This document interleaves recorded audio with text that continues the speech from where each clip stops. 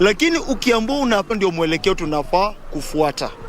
A spot check at various polling centers revealed a low turnout, though IEBC officials remain optimistic that the exercise will gather the much-needed pace.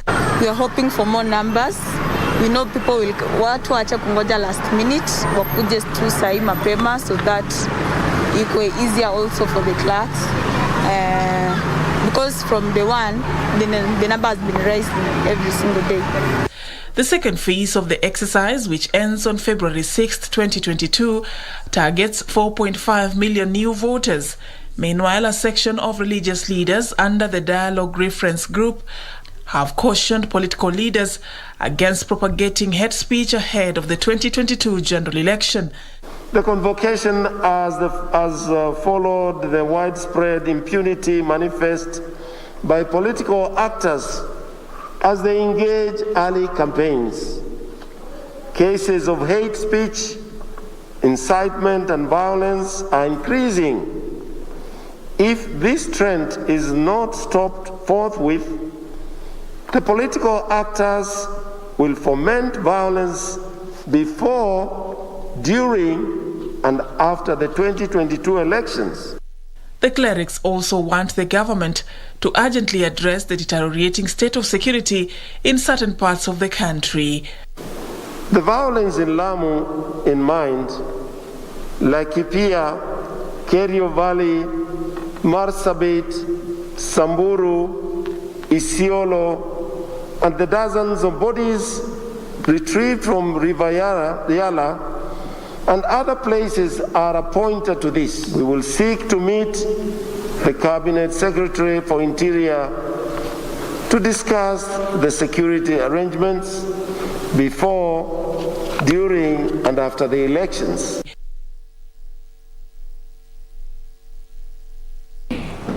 And residents of Mwihoko in Githurai, Ruiru sub-county have staged a protest against the Kenya Power Company over the death of an electrician in the area. Felix Odhiambo had allegedly been sent to cut power supply to a house before his electrocution. What was meant to be a routine job suddenly turned into a tragedy for the family of Felix Odhiambo, a freelance electrician in Ruiru, Mwihoko Estate.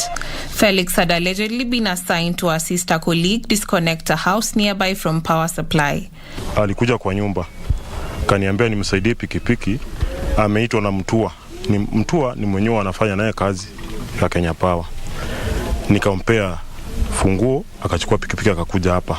Locals say Felix was executed before falling to the ground bleeding from the nose, ears and mouth. Kukaa kidogo ndo jirani wake akakuja saa kwa nyumba kuniambia yule jamaa wako ile design ya nyame kuja ana nose bleed, anatoa damu kwa mdomo na mapua. Hebu enda uone ni nini mbaya umpeleke hospitali. Jisikia ukimuita ni macho tu anafungua anafunika. That was the response to. The residents accused the Kenya Power of negligence, saying that the death could have been avoided. Annette says the husband was the family's sole breadwinner and is demanding compensation from Kenya Power. Na ndiye nilikuwa nategemea sababu hii kazi ndio mimi imeniweka. Alikuwa ametuweka vizuri, alikuwa ndiye kila kitu kwangu. Na venye nilisikia ayupo, hata mimi si kujua hata penye pahali niko, nilistukia tu nimebebwa nikapelekwa kwa nyumba. Nominated Senator Isaac Mwaura called for a speedy investigation on the incident and urged Kenya Power to intervene in the matter. Lazima tuhakikishe haki ya Felix Odhiambo imepatikana. Mtua awekwe ndani, afunguliwe mashtaka na huyu mama alipwe. Kwa hivyo watu wa Kenya Power tunakuambia managing director, tuma watu wako safety engineer akuje angalie hii maneno.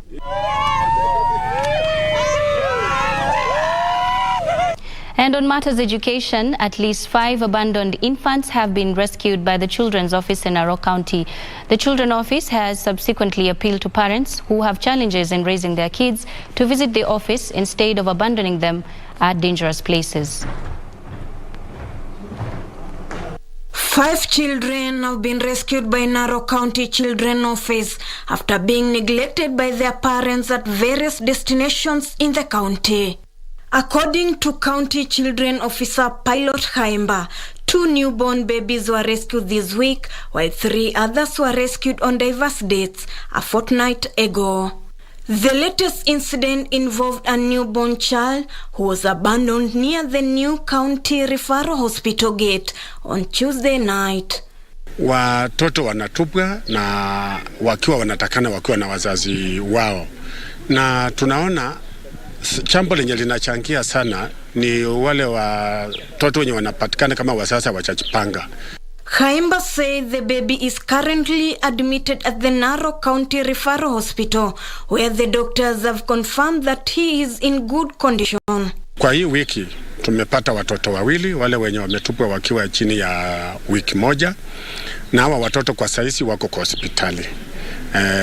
Wakimaliziwa shughuli ya hospitali tutaweza sasa kuwatafutia pahali ya kuwaweka mbadala. Parents incapable of taking care of their children have been advised to report to Children's Office for help. Hatari ya kutupa mtoto ni kwamba anaweza akanyakwa, anaweza akakuliwa na umbwa, anaweza akakuliwa na fisi. Area zetu ni area za fisi. So badala ya kutupa mtoto, leta mtoto kwa ofisi yoyote ya serikali, hata kule kwa chief, na chief naye ataleta ripoti kwetu, ama leo ukuje kwa ofisi yetu, ama uende kwa nearest police station. Hiyo tutaichukulia kama sio kutupa. Hiyo ni mama kupeana mtoto, na hiyo inakubaliwa kisheria. Ruth Wamboy for Lunchtime News. We now cross over to Nakuru County, where the county government of Nakuru has rolled out an 80 million shillings project aimed at reducing vandalism on fiber optic cables in the city's central business district. Nakuru City Manager Gitau Thabanja says the initiative will involve installation of surveillance systems and closed-circuit television camera. Nakuru County government is working on improving its surveillance system on security. The region's county government is working on saving the fiber optic cables from vandalism. Nakuru City Manager Gitau Thabanja says the county is spending 80 million shillings to construct telecommunications channels aimed at reducing fiber optic cuts. As the communication company comes and want to lay their cables, they have to excavate. That has been disturbing the corridors and also interfere with the businesses time and again. So what we are doing, we are having a permanent solution to this. The ducts will thereafter be shared by all providers, including Safaricom, Airtel and Telcom Kenya. The channels will also be used to install closed-circuit television, CCTV cameras and street light cables along Kenyatta Avenue, Mburu Gishua and Moi Roads. In future, if you want to put your cables, you want to lay your cables, you only just pay the city, you pay the county, and then you are given permission to put or to lay your cables along the duct that you are doing. Gitau says the project is in line with the central government's national broadband strategy aimed at, among other things, to reduce the cost of doing business by ensuring that operators share infrastructure. Kama hivyo wanasema ni drainage na fiber itatusaidia. The county government is doing very well. Tunawashukuru, lakini also wako na some kind of order now that these things are supposed to be done. Irene Mchuma, Odim, The Lunchtime News. Residents of Gichugu constituency, Kirinyaga County, have welcomed the construction of a 55-kilometer road in the region. The road network will link all the wards in the constituency and ease movement of people and goods.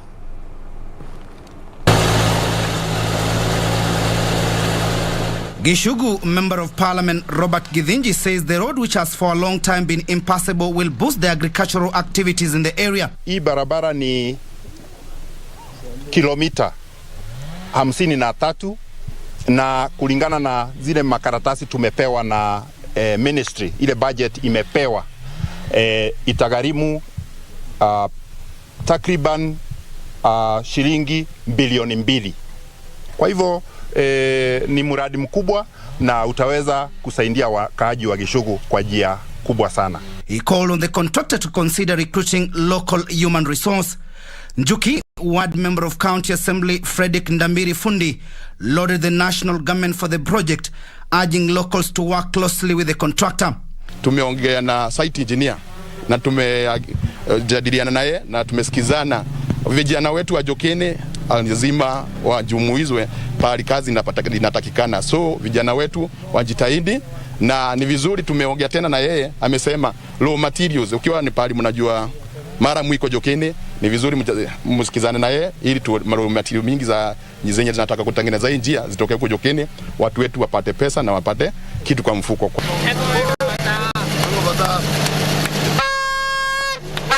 Residents who turn up for the launch praised the project, terming it a game changer in the transport of agricultural products. Hii barabara itatusaidia sana kwa sababu mambo ya transport itakuwa sawa. Tutakuwa tunatokea manyumbani vizuri, tutakuwa tunapeleka vitu vyetu sokoni vizuri kwa sababu kuna wakati hatukuwa tuende na hii barabara. Hii barabara itatusaidia sana kwa kiuchumi, mkulima, vitu zako kama mboga, nyanya, tutakuwa natoka hapa napeleka baba pia ya maembu, itakuwa na njia rahisi sana kupitia hapa.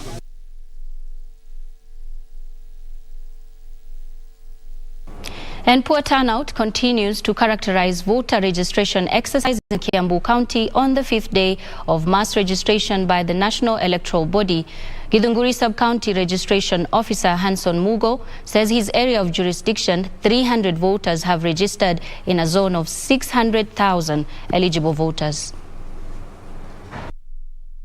Teething problems which are very normal. One of the challenges we're experiencing is the voter apathy, and this is common, you know, the 5 wards. Another challenge we have is also the youth are complaining that they do not have IDs. It's pathetic because our people are not yet out to register. There is voter apathy, and we are trying to talk to our youth, to our women, to the society to come up and register.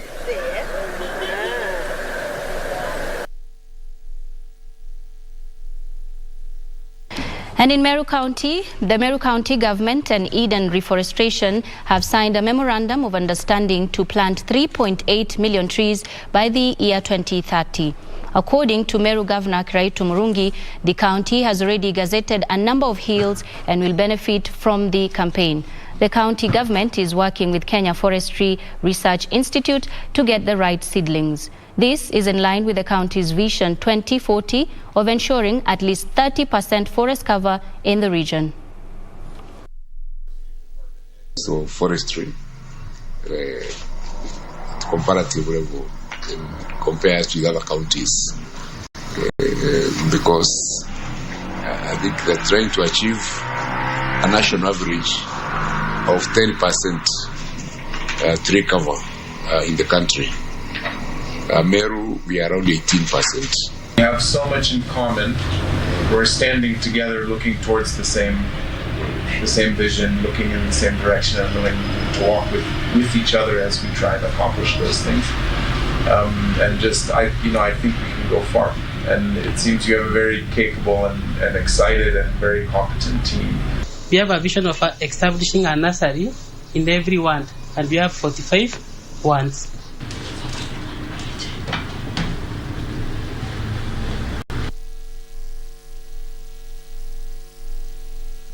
Livestock breeders and feed markers want the government to lift the ban on genetically modified products that are vital in the manufacture of animal feed to help reduce the rising prices.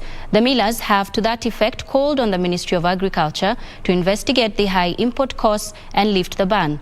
The rising cost of production has forced up to 50% of manufacturers to close shop amid low demand from farmers due to pricing. According to Kenya Feed Manufacturers Chairperson John Gathogo, the cost of animal feeds has subsequently gone up across all the meal types, which are now retailing at an average of 100 shillings more than the previous cost.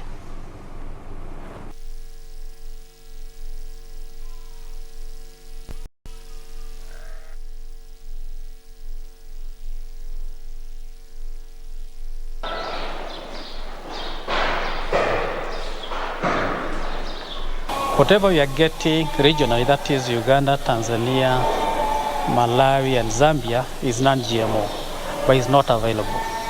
So what has happened in the other countries, India, Chinese and all that, they actually flocked in the region, hoping out everything that is there.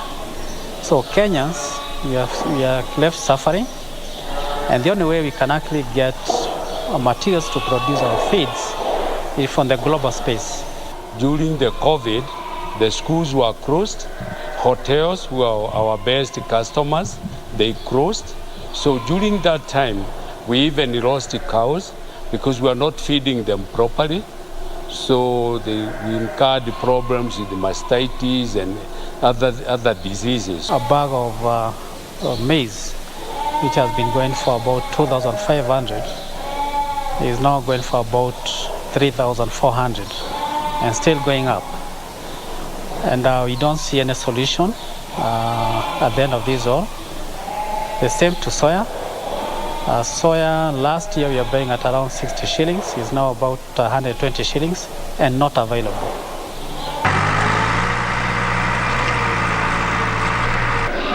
And on that note, we take a very fast commercial break on Lunchtime News, but more when we return. Don't go away.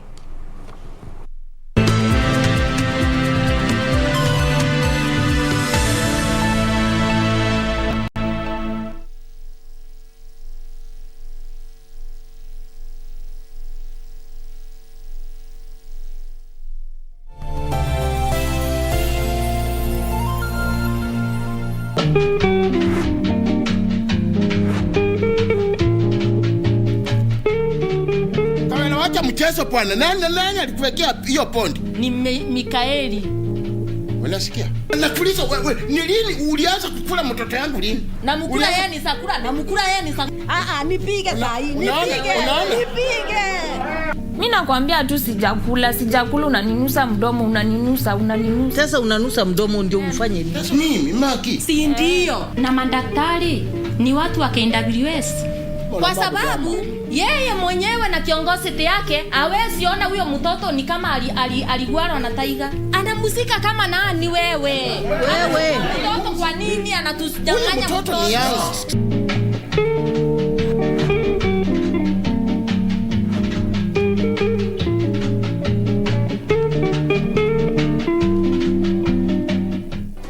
Do you have a news story to share with KBC? Get in touch swiftly on email news@kbc.co.ke or call 0723-892-654 or 0734-780-124. The Kenya health policy seeks to transform the country into an African medical hub. These will involve the construction of new hospitals as well as the acquisition of state-of-the-art equipment. Where are we in the implementation of this policy? When we started even the idea of the hospital, we wanted a referral hospital. We wanted a referral hospital where other levels are referring people to a level 6 hospital. And we have been able to attain that. We unless it's an emergency, you will not find people just walking in.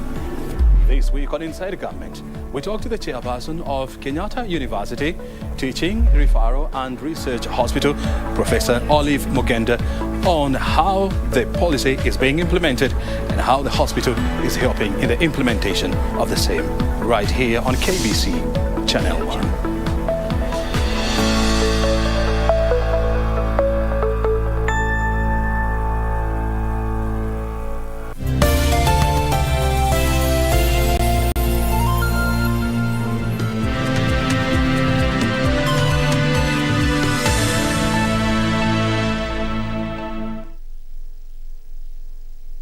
Welcome back. Thank you for staying with Lunchtime News. It is time now for business. Plans to market the East African community as a single tourism destination have been on the cards for several years now. Despite this, each member state has been undertaking promotion and marketing of tourist sites individually. Tourism Cabinet Secretary Naji Balala is calling for synergies that would help attract more tourists to East Africa. In this week's edition of the EAC Integration, we explore the hospitality industry. EAC member countries have severally jointly participated in international expos, marketing tourist sites in the regional bloc. This fueled the need to collectively promote and market EAC as a single tourism destination, with Kenya, Uganda and Rwanda in the year 2014 launching a single tourist visa. So far it's easy. Between Kenya, Rwanda and Uganda, we have the uni visa for foreigners. but we have not seen any problems of traveling. Again, the use of ID, it is not across the board. It is in some areas, which is Uganda, we have done with IDs, but yet we are yet to do it with the neighboring countries as well. However, EAC member states continue to market themselves as ideal tourist destinations. This has prompted Tourism Cabinet Secretary Najib Balala to renew calls on the collective marketing of the region in an initiative that would see member states reap from synergizing their efforts. But any country that succeeds in tourism or in visitor arrivals must be supported by the region. And that's why we are looking at Kenya, at Uganda, Rwanda, Burundi, Ethiopia, and Tanzania to be our biggest supporters in the region. In 2020, EAC received about 2.16 million international tourists compared to about 7.05 million in 2019. The drastic reduction in arrivals is blamed on restrictions imposed by key tourist source markets to contain the spread of coronavirus. Individually, EAC member states are focusing on enhancing the capacity of their national carriers as well as improving the capacity of their airports, mainly to serve holidaymakers and businesses. The most important thing is when a client comes in is airport. And if airport is not going to be efficient, we are going to have a major problem of increasing our tourists. Not only tourists, but our investors, our business people to come to the country. This comes in the wake of a push for the implementation of the Open Skies policy. We have seen our neighbors in Ethiopia, they have a brand new airport. Rwanda is working on a brand new airport. Tanzania already has a brand new airport. So Kenya must have a brand new airport if we want to be effective in this. The other thing which is also we are receiving a lot of complaints is the e-visa. The efficiency of getting visas to come into the country has become a problem in the last 1 year. Before, initially, it was very efficient. Within 2-3 minutes, it was efficient. Now it can take even a month, and you cannot get your visa. And that has been a major complaint we are receiving from visitors coming into the country. Despite commitments by EAC partner states on liberalization of access to air transport, the domestic air transport sector remains protected, resulting in increased transport costs. Kenya is expanding the Ukunda and Malindi airports to accommodate larger aircrafts, as well as upgrading services at the Jomo Kenyatta International Airport. Regina. Away from that, aloe vera farming is becoming the mainstay of farmers in Barsaloi, Samburu County, who took a chance with the crop. Their product portfolio increased after they were sponsored by the Kenya Wildlife Service on a value addition tour to Baringo County. Their fortunes changed when they leveraged e-commerce and gained access to the Chinese market. Teresa Mutai reports. Aloe vera, which takes around 18 to 24 months to mature, can usually be harvested up to 4 times per year. An average of 60,000 kilograms can be harvested per acre annually. Unlike maize, aloe vera is a very low maintenance plant and does very well in arid and semi-arid regions. This has brought new hope to Barsaloi residents as the crop is lifting many households out of poverty as they plant the crop for cash. The aloe vera leaves are first harvested, then the liquid is scrapped off to the barrels. The liquid is then boiled until it solidifies and then sold in kilograms. Kuna watu ambayo wanafanya kazi ya kushamusha. Sasa wakati unanyesha mvua kama sasa, hao nakuja hao nafuna na katakata sasa na kutega maji yake na kuenda kushamusha. 50 farmers from 17 villages in the region started the venture in 2006. Lumajana Leraman, the pioneer of aloe vera farming, said that after the tour by KWS, they started growing aloe vera on 17 farms in organized groups. But there was a challenge in finding the right market for their produce. So shida yetu, changamoto yetu ilikuwa ni market. So ndio nikakuja kwa Alibaba, scroll tu kwa internet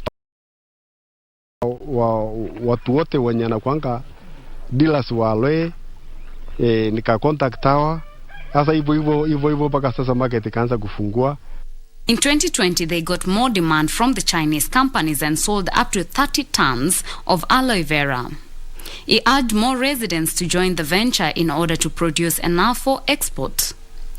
Na pia itafutue nursery bed mahali yenye tunasaweka nursery yenye watu wanasanunua seedlings. Ndio kila mtu mwenye anataka kuweka shamba yake anaenda kununua seedlings, isaidia pia sustainability ya market. Simon Lerapiti started aloe farming when he joined hands with his village mates to plant 5,000 seedlings. During harvest, he earns 10% of total income generated from aloe vera that is sold from his 30-acre piece of land. Kwa hivyo sasa faida yangu hapa iko faida kwa sababu wakija kufuna basi lazima mimi napata pesa hapo. Agriculture officers in the area advised farmers to plant high-quality seeds of aloe vera that can mature fast in order to earn an increased income. I want to urge the county government through the Department of Trade, if they can look for market for these farmers so that they can be selling direct to the farmers instead of using the brokers. The farmers say the lack of knowledge on how to modernly harvest aloe vera is a challenge. Tunafuna tu locally, labda kama kuna teknolojia yenye inaweza kutusaidia modern way ya kukata na pia modern way ya kushimsha. Tungependa tu kujua modernity way ya kuharvest na pia ya kushimsha. Reporting for Lunchtime News, I am Teresa Mtai. Away from that, at least 48 residents of the old Pangani County houses who were vacated the houses to pave way for construction of modern houses in 2019 have been allocated the houses promised to them by the government. Nairobi Metropolitan Service Director for Housing and Urban Renewal, Marion Rono, says the former occupants were prioritized in house allocation and offered an opportunity to choose their preferred apartments ahead of other buyers. She says the county comprehensive urban renewal program in Pangani involves construction of 14,000 housing units, 3,000 market stalls and other social amenities. We also have another 10 estates that includes Woodley, we have Bahati, we have Jericho, we have Lumumba, we have Ziwani, we have Embakasi, Kariobangi North and another 3, which in the next 2 months or so will be breaking ground. The project is expected to be complete in June 2023. So far, Block 1 is actually 99% ready. We are only waiting for the lifts to be put in and people can move in.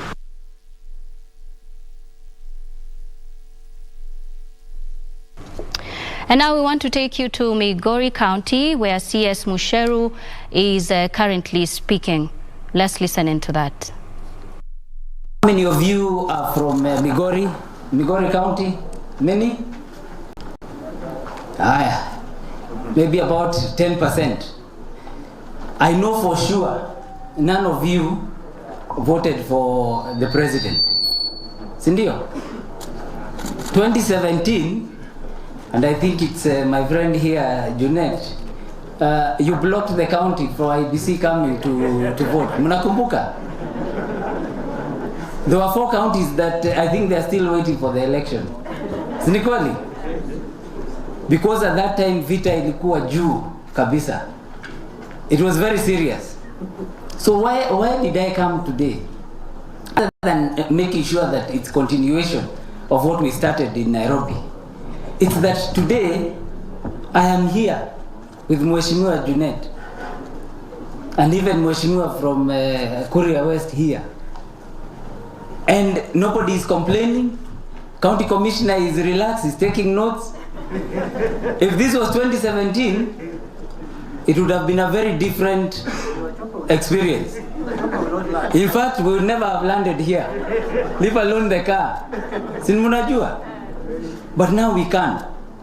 Why is that? Peace. Na hiyo peace inaitwa handshake. Me, I can see the results of that because of handshake, I can come here and engage with you. You can all come here from everywhere in the country and enjoy.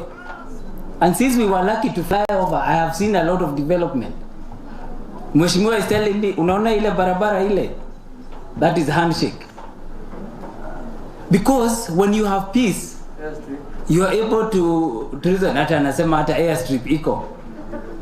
These are developments that are going on because we've come together, we can think, we can deliberate, and we can engage. I'm even hearing now for the resident coordinator, Daktari, you're offering him even a wife. So this is a lot of progress. Yeah? They haven't offered me Daktari, who knows? Yeah? So this is a lot of progress. And I am very happy about it. I have a speech which I'm going to quickly read. But at least I have to say that the one thing that is important, especially for you young people, is that you must maintain your curiosity. You must have no fear. Your curiosity to understand, to learn, to meet other people, to engage with others, share ideas, that is what you're doing. That's how you innovate. That's how you come up with new things. And that's how the country progresses, the community progresses, the family progresses, and you progress. But you can't do that without courage. So you must have courage to take up the challenge, to be able to innovate, to engage, to talk. And you cannot do any of that without peace and without the ability to interact with others, knowing that you're safe in your country. So the county commissioner was very clear on what he's doing, but as I say, I'm very pleased that he's here with us, not worried about if anything is going to happen around us. So let me read my speech. Dr. Stephen Jackson, the UN resident coordinator. Let me see. I'm not sure. Some of these people here are not. Yes, Professor Chacha Nyaigoti, the chairman of WUSPAC Advisory Group, an eminent persons group and chairman for the Commission for University Education. Mr. Roy Sasaka, Mohamed Abdullahi Eden, chairman of the Kenya University Deans of Students, all distinguished guests, ladies and gentlemen, and all comrades. Comrade power. It is a great honor for me to be invited to the second National Students' Convention on Youth, Peace and Elections. It is quite encouraging that the Universities and Colleges Students' Peace Association of Kenya is creating a platform for peace and elections conversation for youth, particularly among students in institutions of higher learning. I dare say so because in the past, peace and university students could rarely be mentioned in the same breath. Indeed, change happens. From the onset, allow me to thank the IFIS, this is the International Foundation for Electoral Systems, for funding this noble initiative. It is an affirmation and acknowledgement of the important role the youth continue to play in nation building. Universities have been referred to as the melting pots of cultures. This is where ideas are hatched, where intellectuals infuse their ideas and ideals to the next generation of leaders. ICT CS Joe Musheru, who is speaking there in Migori in Kuria, of course encouraging youth in tertiary institutions to come out and register to be voters. That story, of course, will be coming in our subsequent bulletin. But right now, let's carry on with our business news. Traders operating between Kajiado and Narok counties are said to enjoy free movement of goods following the establishment of the Narok-Kajiado Economic Bloc. The county assemblies of the two counties passed an act to legalize formation of Narok-Kajiado Economic Bloc that will help to create systems that will effectively utilize resources within the two counties.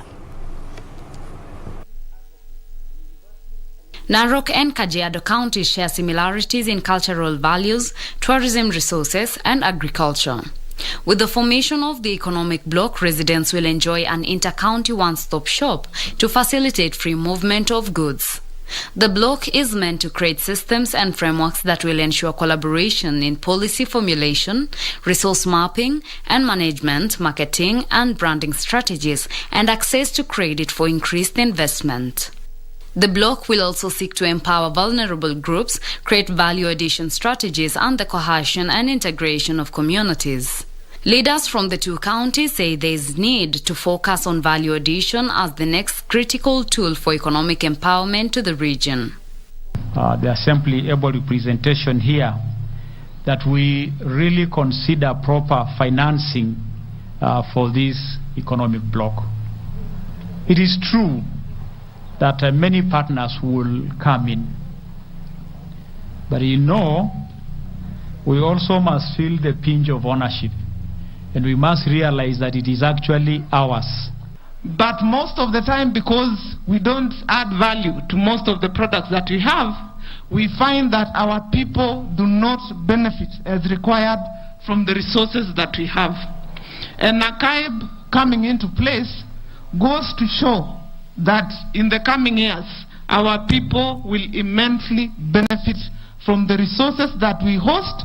The counties have a wealth in livestock production that, when tapped, can boost revenue. Elsewhere, the Council of Governors is seeking ways to exploit resources in arid and semi-arid lands, which have been impacted by the climate change. Governors from Asal counties, led by West Pokot Governor John Lenyangapuo, said climate change has greatly contributed to the many disasters witnessed in the region, including drought leading to heightened food insecurity. Therefore, there was a need for the Asal Committee of Council of Governors to work with the State Department of Asals and our development partners to develop key papers that we so needed to move forward, especially in these areas where we need to focus in the asals and produce food and make land habitable for our people. Mika Boyan, the Principal Secretary, State Department of Asal, noted that there is a huge potential that can be tapped in the arid and semi-arid areas, meaning there is need to develop resilience programming framework in order to cushion the people from climate-related disasters. We have several stressors which are affecting our communities in this region. Of late, we've had back-to-back disasters. So what we are doing now is to come up with a resilience programming framework to cushion our people to the stressors which have mentioned and anything else that will come. Reporting for Lunchtime News, I am Teresa Mutai. And in international business news, British retail sales slumped in December after consumers did much of their Christmas shopping earlier than usual in November, and many people stayed at home due to the spread of the Omicron coronavirus variant. Economists said the scale of the hit bolstered the expectations, and the world's fifth biggest economy shrunk last month under the strain of Omicron and new government restrictions to slow its spread. Here are the details of this and other stories making headlines across the globe.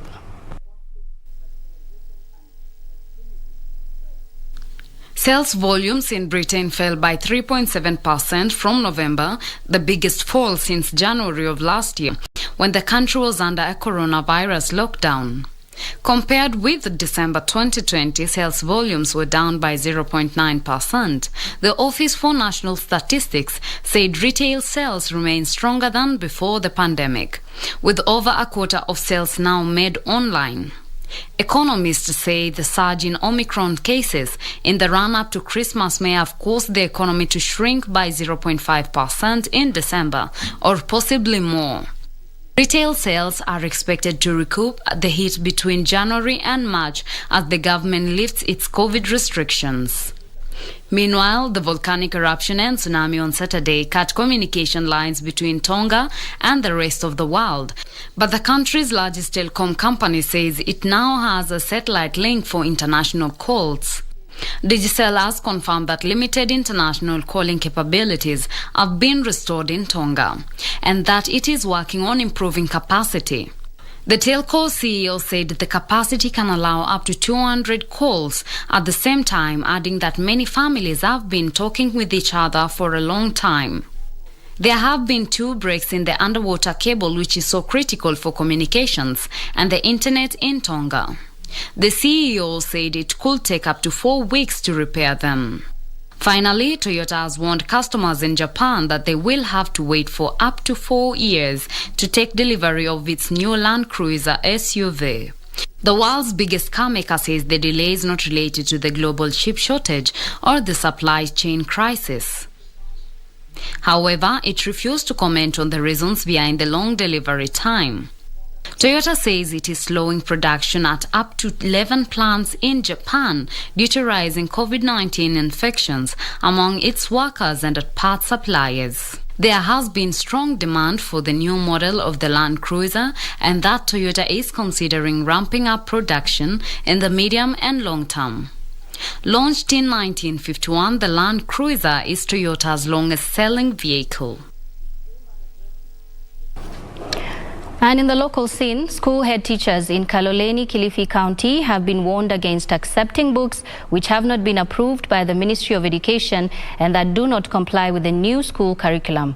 Kaloleni Sub-County Education Director Josephine Lometa said most of the books are being donated by politicians as a campaign tool. Speaking at Mahenzo Primary School in Kaloleni, Kilifi County, Lometa expressed concerns that politicians in the area have been littering schools with books which are outdated and do not conform with the new competence-based curriculum.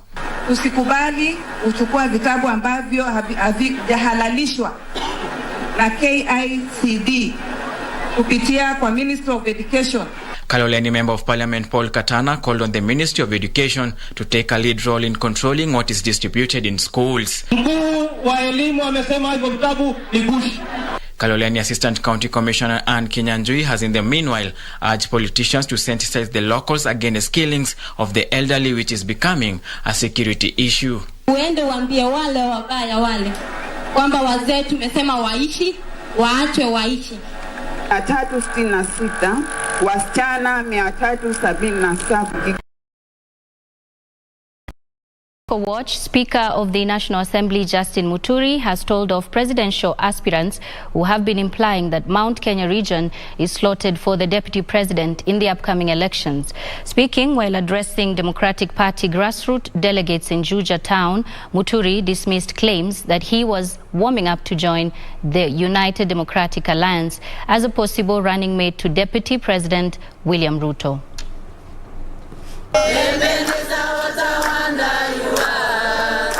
Presidential hopeful Justin Muturi, while meeting the Democratic Party delegates in Juja town, said he will not agree to be anyone's running mate and dismissed claims of joining William Ruto's UDA party as his running mate. He at the same time dismissed the recent presidential election opinion polls, which have shown DP William Ruto as the leading presidential aspirant.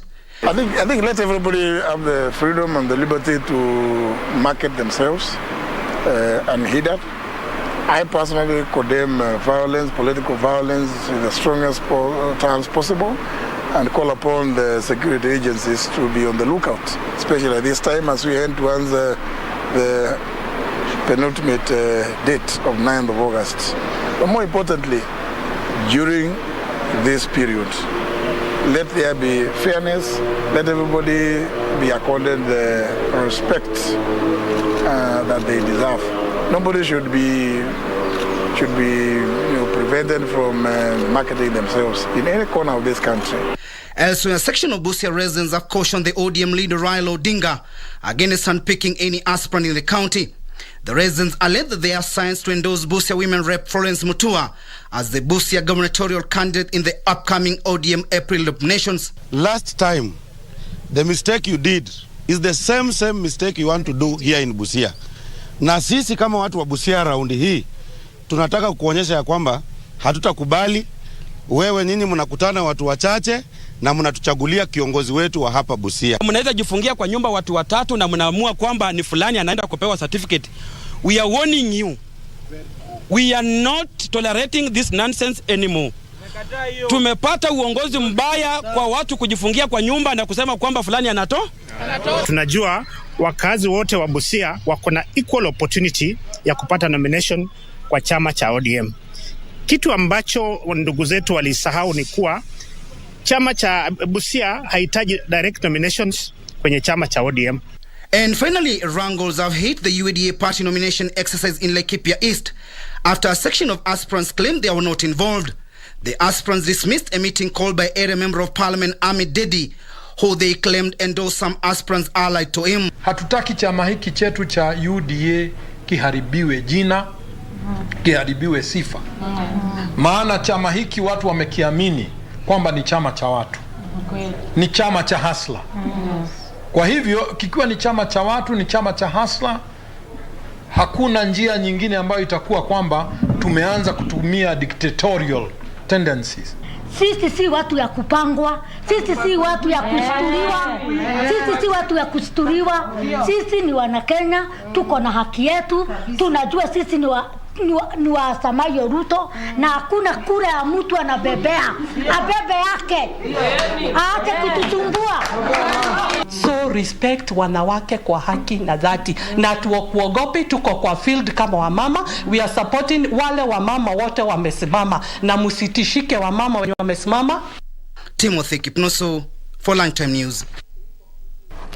An 18-year-old man is desperately searching for his home, suspected to be in Kericho County after living in Uganda for 5 years. Ezekiel Chemonges from Kipsigis community claims he was abducted by a Ugandan lady who later adopted him as her son since she had no children.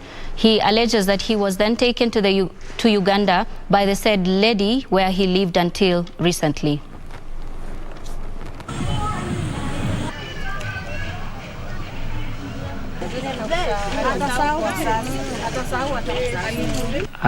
Akaniambia siku moja tulikuwa shamba, akaniambia we si mama akwana kusaa we alikuibiwa Kipsigis.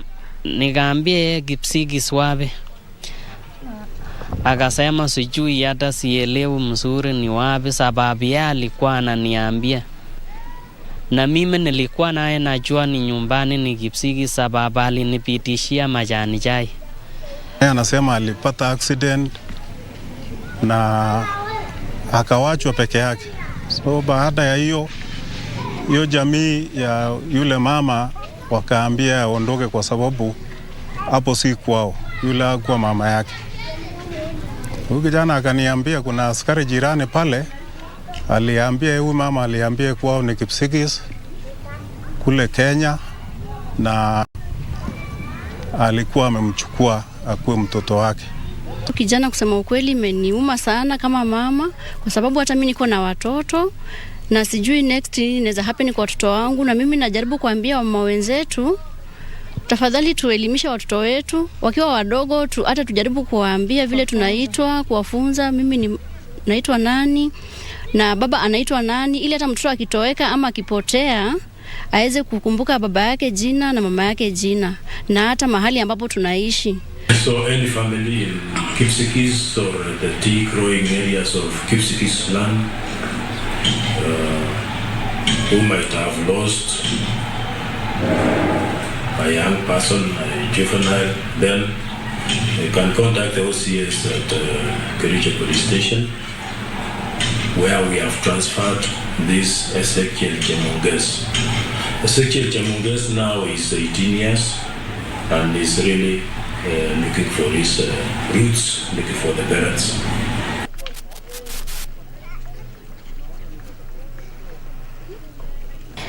Outgoing Eastern Region Commissioner Isaiah Nakuru has urged locals to maintain peace as the county enters the political campaign period. The country enters the political campaign period.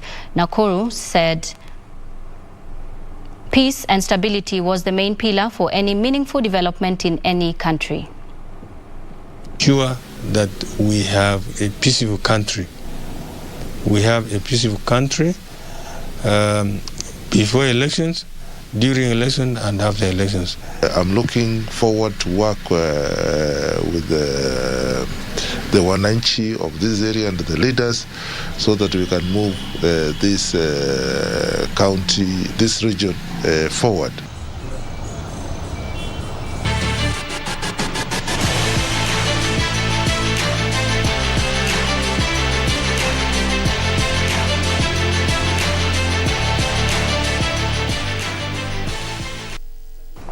It is time now for sports, and the Kenya Basketball Premier League will enter the quarter-final stage this weekend at the Nyayo National Stadium Gymnasium and Makande Indoor Arena. Reigning league champions Ulinzi Warriors will face Lakeside, while Equity Bank will take on Africa Nazarene University in the ladies category. High-flying Ulinzi Warriors, who have had a good run this season, will be aiming to replicate the same performance that saw them back the league title last season. Ulinzi Warriors will take on Lakeside in the quarterfinals, while Equity Bank will face Terra at the Nyayo National Stadium Gymnasium. Eldones Platinum will host former champions KPA, while Thunder will be up against Blades. In the ladies category, Equity Bank University, KPA will face Strathmore University. University of Nairobi Dynamites will be up against Storms, while Bohabob Blazers will face Niosasa. The semi-finals are slated for 5th to 6th of next month. And Gambia qualified unbeaten to the round of 16 at the ongoing Africa Cup Nations after scoring a stoppage time winner against Carthage Eagles of Tunisia last night. Meanwhile, defending champions Desert Foxes of Algeria were bundled out of the competition after losing 3-1 to Ivory Coast in Douala. Goalkeeper Babukar Gaye saved Sevedin's Jasiri's penalties as Tunisia missed from the spot for the third successive game. Gambia capitalized as Musa Barrow's 25-yard free kick struck the bar before Abi Jallow hit an injury time winner. Tunisia finished third, while debutant Gambia second, and will now face Guinea Sila National. Tunisia will face the Super Eagles of Nigeria in the knockout stages. Nigeria is the only team with a 100 record in the competition. Elsewhere, needing a win to stay alive, Algeria trailed by 2 goals at the break